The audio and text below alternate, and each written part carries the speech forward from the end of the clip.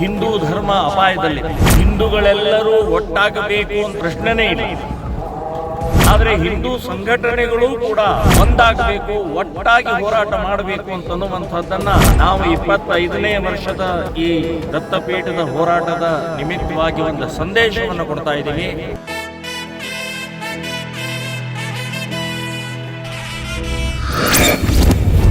ಹಿಂದೂ ಪರ ಸಂಘಟನೆಗಳಿಂದ ಅದ್ದೂರಿ ದತ್ತ ಜಯಂತಿ.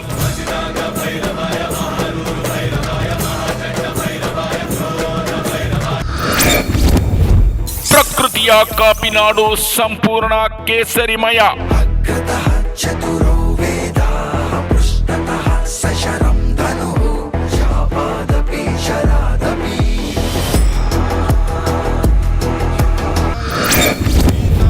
ರಾಜ್ಯದ ಮೂಲೆ ಮೂಲೆಯಿಂದ ದತ್ತ ಭಕ್ತರ ದಂಡು.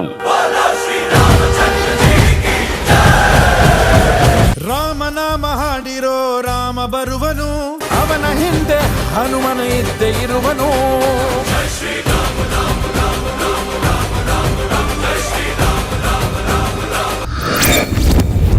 ಚಿಕ್ಕಮಗಳೂರಿನಲ್ಲಿ ಬೃಹತ್ ಶೋಭಯಾತ್ರೆ.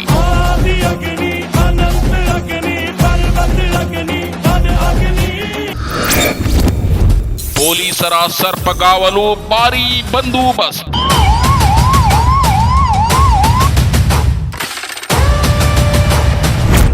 ಕರ್ನಾಟಕದ ಅಯೋಧ್ಯೆಯಲ್ಲಿ ಅದ್ದೂರಿ ದತ್ತ ಜಯಂತಿ.